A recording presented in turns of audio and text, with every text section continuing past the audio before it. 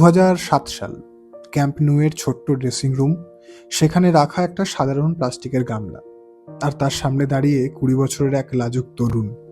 বিশ্ব ফুটবল যাকে সবেমাত্র নতুন জাদুকর হিসাবে চিনতে শুরু করেছে। সে ঘামছে একটা 6 মাসের শিশুর গায়ে জল ঢালতে গিয়ে।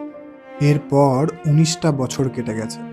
ফুটবলের দানবিক গতি, পেশি শক্তির আস্ফালনের মাঝে রোজারিওর ওই ছেলেটাই হয়ে উঠেছেন আমাদের মতো ফুটবল রোমান্টিকদের শেষ মেসিহা।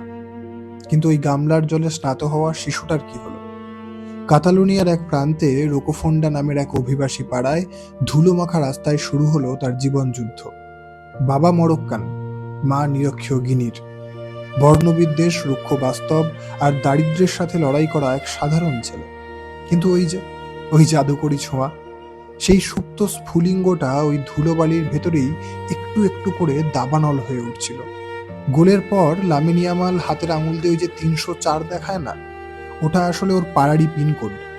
ওই সংখ্যাটা মনে করিয়ে দেয় লা মাসিয়ার রাজকীয় আঙিনায় পৌঁছানোর আগে ওর লড়াইটা শুরু হয়েছিল ওই রোকোফোন্ডার মেঠো রাস্তা থেকেই। শিল্পের যে বীজটা সেদিন ক্যাম্প নুতে প্লাস্টিকের গামলায় বোনা হয়েছিল, রোকোফোন্ডার ধুলোয় রোদ বৃষ্টি মেখেই তা মহিরুহ হয়ে উঠেছে। যে হাত একদিন পরম মমতায় তাকে স্নান করিয়েছিল, আজ শিল্পের সেই পরম গুরুর বিপক্ষেই রণাঙ্গনে দাঁড়িয়ে সেই শিষ্য।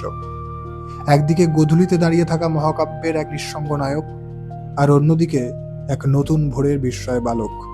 এ যেন সেই ধ্রুপদী ট্র্যাজেডি, যেখানে স্রষ্টাকে শেষ লড়াইটা লড়তে হয় তার নিজেরই সৃষ্টির সঙ্গে।